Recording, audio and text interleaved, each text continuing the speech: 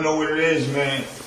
I'm cruising through the city. I had to stop through and get my brother, man. It's one of my childhood friends. Everybody say we look alike. That was, you know, everybody thought like this was my real brother, which it is my real brother, just from another mother. You know what I'm saying? It's my bro. They call him Baby Marv up here.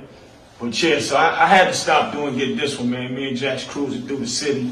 So, y'all know how to do a street knowledge. I'm getting ready to give y'all some more street knowledge of where I come from and where this guy here come from. He used to be a hardhead. That's how he got 14 years now listening to his big brother. For real, for real. So, I want to start off, man. Where we going to go from here, brother? We got so much stuff to do. Since like 1984, you're the big homie to me. You know, you always have my back. You always been loyal. Facts. And you know, I got mad love. You my brother, man. So remember I told y'all it was a segment when I used to be upstate Kingston, New York, and I had the store up there. I had bought about 7, 8 guys up there. This guy was one of them that was with the team, and we went up to Kingston, and we went up there and kind of, you know, set our mark. There was a lot of other cats that didn't get money. Pistol P, Chuck, Bean, what, Beanie? Beans. Bean. Beanie. Yeah. Who else we had? We had Swift with us. Swift was with us. Daz was up there. Yeah, for a minute. Marv. And that's when I caught, you know, did that first one, snatch a nigga Well, up. me and you was the first original ones to Right. go up there and find that spot. Right. Kawana's sister took us up. Took us up there. We went up there and set the groundwork for everybody else to come up there. So when we was young, we wanted to get a lot of money, man. We was, you know, me and this guy used to go downtown to 42nd Street. I think I told y'all that story. I used to tell him, yo, man, we're gonna sell some t-shirts, man, some lemonade on the corner. He like, word? I'm like, yeah, man, fuck that. We go down to Chinatown, and we go to Chinatown, get the shirts. What we used to get them, 2 for 20? No, yeah, 2 for 20, and sell them 1 for 20 up here. The I Love New York, and a whole bunch of different sayings on them. We had a lot of them too. Yeah, we get a lot of them to set the table up, the shopper cart outside, and he used to hold it down while I run and go do other things.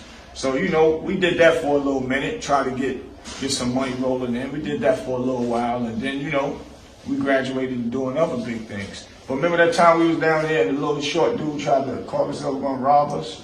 You remember that? The dude kept trying to ask us questions. Yo, y'all need help? Yeah. He was like, yo, man, get out of here before I punch you in your face. And I'm like, man, come on, man, leave this little nigga alone. Let's go, man. But, long story short, as y'all gonna see in the documentary, I found a spot on 142nd Street between Broadway and Hamilton. My brother Ant had found it actually and told me about it. So I went up there and talked with some crackhead dudes that was in the first floor. So it was a project that we was doing. That thing was rocking too. Yeah, we was killing them. So we had a little altercation with some dudes up there because we was killing them so much. And we, you know, we kind of moved in their area, and they didn't like that. So one particular time, I leave him in the spot to come down here and bottle up. Nobody was there with him. Everybody was doing what they doing. I was bottling it up, and you know, he was holding it down. Next thing I know, he come to the block, huffing and puffing, mad as hell. He had to run through, jump out the back window. Niggas bum rushed the door. Going through abandoned buildings. Wow. And put they you know, the peephole. Yeah, they put the gun through the peephole and shot me in the face. Ooh, facts. Wow. So he had the duck. It was like mad. It was just like right there. Mad inches. I had to duck around it, slide down the wall. Wow. He was kicking the door, trying to kick the door, but we had the joint where the police couldn't, the barricades. Yeah, I had a barricade built where you can't kick it in. Wow. By the time the police get in there, we gone. So that's what saved him from these dudes. Okay. And what happened was, it was a particular guy, he was on the corner, and, you know, we were supposed to be cool, but, you know, he was supposed to be one of the tough guys in the hood and all that. And from what I had heard, he had went gambling and lost his money gambling. The only thing he could think of is now because it's slow for him, but we killing him. First thing we did was go. Instead of just trying to get down, Yeah, nigga. he want to try to rob a nigga. Yeah, and call himself gonna close us down. He ain't having that. Not at all. So what we did was, I came down the hill. mm-hmm. I can tell you exactly what I told you what happened. We went and got some things. That's a fact. Went up there. I ain't gonna really say what else happened after that, but Mm-hmm. I ain't had that problem no more. Yeah, not at all.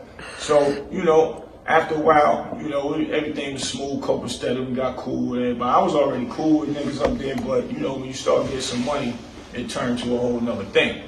You know what I'm saying? But after that smoothed out, we was killing them. We was probably doing about 10,000 a day. That's when you had the yellow Corrado. I went and bought the yellow Corrado on And top of the I line. also bought the champagne BM.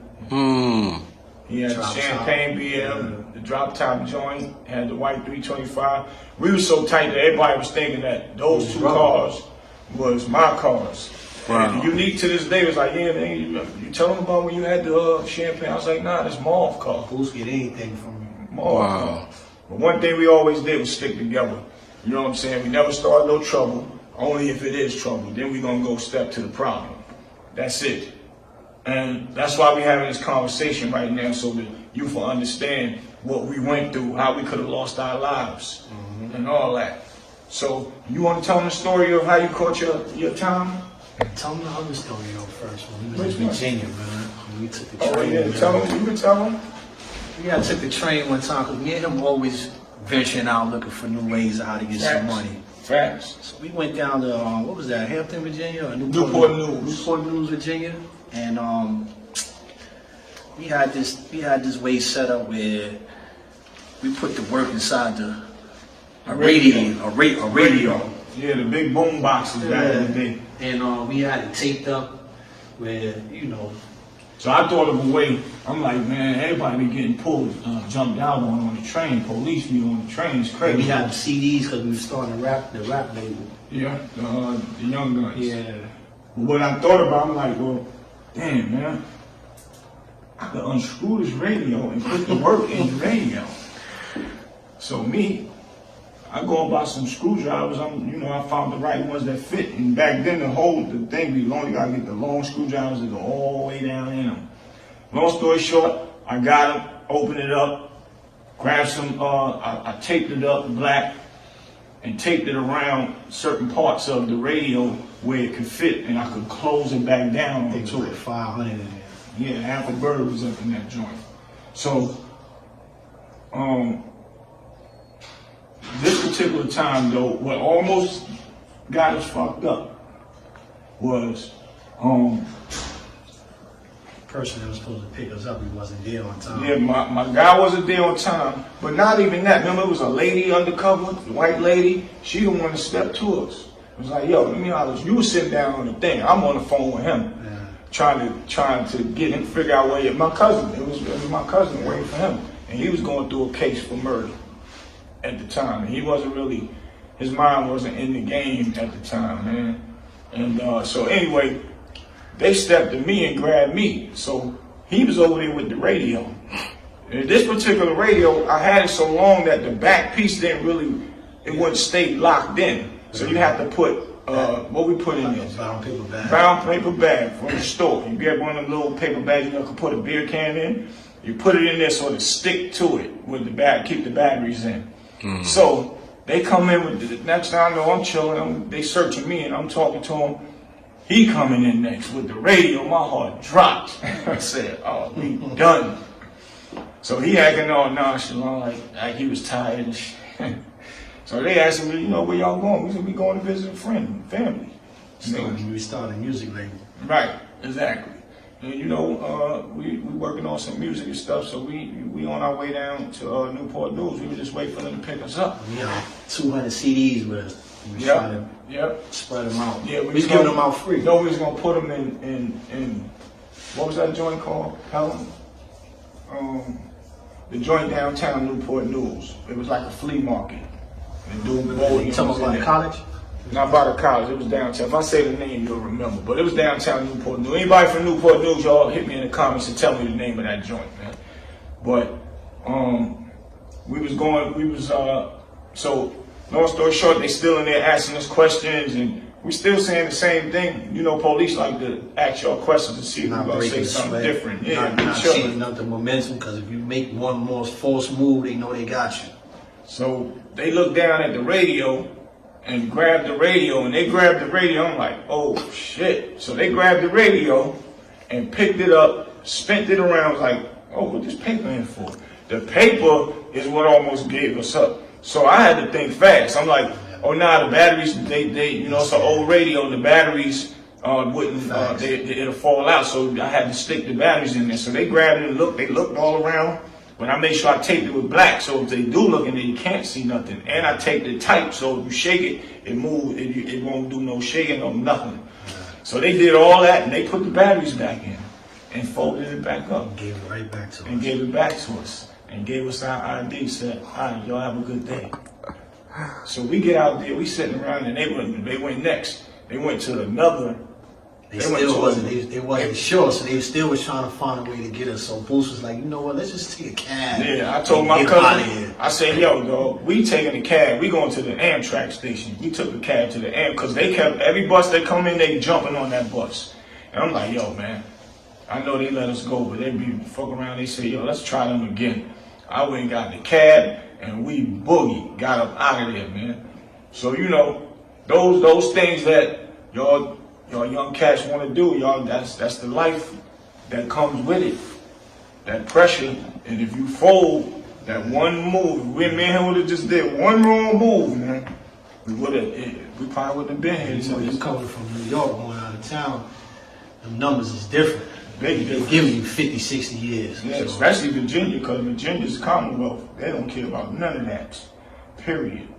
So, you know, that was one cycle that we got around, and then it was the Kingston situation with me and him. We was upstate Kingston, and we got into it. Well, we was killing the game up there too. I went up there. I always go and drop my numbers and drop prices, and I was giving everybody.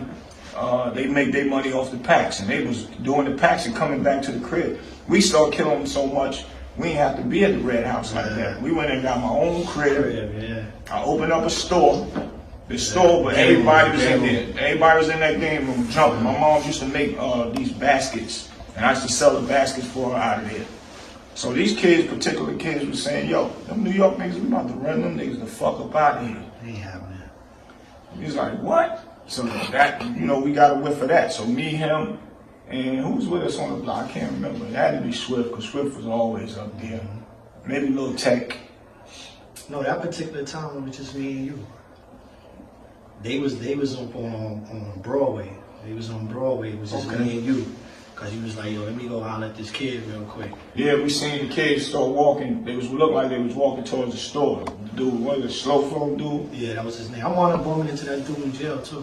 Word, wow, that's crazy. I was gonna cut him up in jail. Well, what happened was, me and him, I seen him do. I'm like, man, I'm gonna step to these niggas. Fuck that. Mom's like, all right, come on. This nigga said, come on. So we walks over there. I'm like, yo, let me holler at y'all for a minute. And the dude stopped. The nigga was like, I'm like, yo, what y'all mean y'all gonna run us up out of here and all that? He was like, what, nigga, you crazy? I said, nah, nigga, you crazy. And the nigga said, what? And he backed out on me.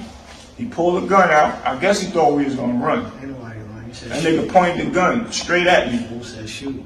I said, nigga, if you ain't gonna shoot, man, I'm out of here. I spent off. He turned around, we started walking. He on this side, me, I'm on this side. And this it's a corner, you can make a left or you can go straight. The Red Houses was right there. I went to the left, he went to the right, because I seen the dude follow behind us. So as he followed behind us, the dude was focusing on me. Marv was over there, back over on the corner. He said, yo, Boost, yo, turn around. And I turned around, the nigga was running towards me with the gun like this. So I take off running, I drop low just in case he starts shooting. Wow. I spent the corner, he spent behind me, he started firing. Bow, bow, bow, bow, bow. Missing. He close missed. Up. Yep. Wow. Miss. So I spins around, I get back around there with Marv at. They almost towards they their porch. So I went back to the corner like, that's all y'all got? All right, we're gonna see what's up. So I'm standing right there in front of them. They just sitting on their porch, ain't saying nothing. Wow. So me and this nigga break out. I'm like, oh, we about to, they might as well move, because it's over for them. We got the team. And we got the team, come back, guess who out there? Bro, Pistol Pete. Sex, Money, Murder. He like, yo. He's like, Boost, man, you know if you do that shit, man, it's gonna be mad hot out here. None of us ain't gonna get no money, bro. Let's think of a better way to do it. I'm like, Pete, these niggas got to go. He said, I understand, bro. I ain't telling you not to handle your business. I'm like, but yeah, you right. I'm gonna figure it out. We always been about the money first anyway. That's a fact. Money first, violence later. So what I did was I didn't let him keep going back out there. We were sending our other team out there to get the money, and we was scheming on how we was gonna tear them niggas ass up. But I'm gonna show you how God worked. They end up getting locked up. Their house got raided, and all of them went and got locked up. Exactly. So we ain't have to do nothing. So I don't know how he ended up meeting the nigga in there, because this was a couple of years later to get into his story of how he caught his first bid doing a murder, which he was young and not paying attention, and was getting, you know, when you get so much money and then you lose it, you want all that bread back. That's what happened to me. So him being young, he wasn't wild, but he always was about his business, got that bread, but still had heart. And the team he was running with knew he had the heart. And they was running up and robbing everything. See, now y'all gonna see in the documentary I speak about when the guys was robbing everything, when the guys come and buy drugs and they park their car. There was a group of guys that be on the roofs in the cars riding, they had walkie-talkies and binoculars. His team wasn't a part of it, but they had their own side doing the same thing the other guys was doing that I talk about. We had a different method of how we would do it. We would touch the out-of-town car, and if it was warm, and if you was dressed a certain type of way, we knew you was coming to cops, so we would just sit by the car and wait for you to come back to your car and pull them things out on you and take what we was going to take, whatever you had. So he'd go up the hill, rocking with them for a little minute, and and he'll come back down the hill, pocket full of money, bag of drugs, and then sell it. Sell his shit. And he's like, man, that shit felt good. I gotta do another one. I'm like, man, you gotta chill, keep doing that shit. He's like, man, it's easy. He did about 3 or 4 more of them, and then he finally came back with the gusto, right? And told me some shit. He said, yo, we about to go and rob the Connect, but we're gonna end up having to leave somebody after we rob them. I'm like, bro, leave it now. You leave that shit alone. Left that shit alone. I'm like, bro, leave that alone, man. So what happened was, long story short, it ended up happening.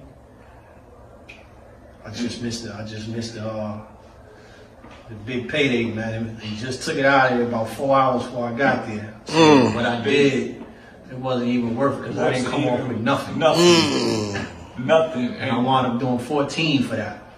And I told him, I said, man, leave that shit alone. I said, everybody's cool, but you ain't really grew up with them like that. You don't know. Niggas I was running with, they told me. You ain't gonna know if they gonna tell you. Those wasn't my original day ones. And I'm like, you grew up with them, they cool, niggas about their business, whatever, but you don't know if something hit the fan, if they gonna be able to hold their mouths or not. And he was like, nah, I'll get them being like this. And I'm like, all right. And he left and went and did what he did on his own, right?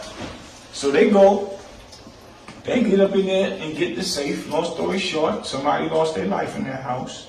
He comes down the hill, call me, and that down the block is it was a garage like this one, but it was an old abandoned one. So they come with an old safe. They like, yes, this the ghost gusto. So we go up in the in the garage. Break that thing open. He break the safe open. It took me about 3 hours. Yep, about 3 hours to get into that safe. Finally get into that motherfucker. And guess what was in there? Nothing. Some pennies and nickels. I just missed it. So to tell you how smart the Spanish dudes was up there. They had a dummy safe in there, and they had the real safe up in there. Y'all didn't miss it. Y'all didn't get the real safe. The police got the real safe. The police got the real safe that was with the shit in it. Wow. It was in a whole other room. Wow. So now this is a story to let y'all know, and this is my brother, somebody I love and die for, vice versa. And it's like he did 14 years. Somebody lost their life.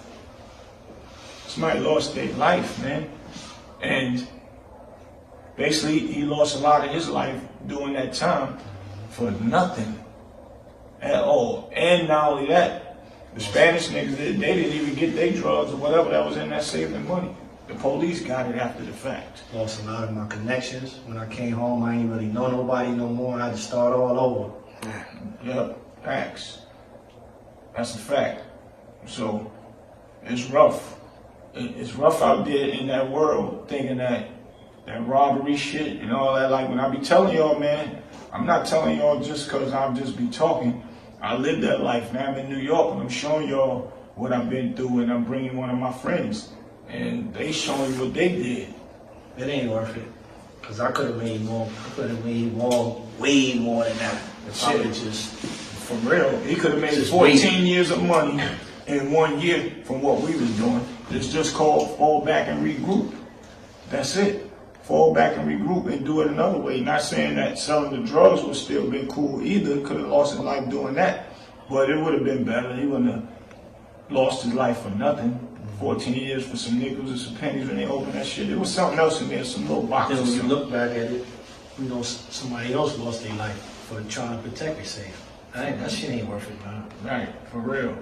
That shit is like crazy, man. So, you know, those are our stories. And one of, where I could have lost my life with a guy pointing the gun at me. But I was always told, if somebody point a gun at you, don't run. Either I'm gonna rush him and take it, try to take it, and get shot. Maybe I ain't gonna die trying. Yeah. Or walk away from it. That was just the code we came up under. Yep. Because if you run, that's what make him get the heart to shoot. Because once he let me walk away, why he come behind me for and didn't want to run up on me? He ain't had a heart to shoot from the first time. And now he gave me a chance to come back and get him. But luckily, he went to jail because I was going to come back and get him. And I'm only saying this to say,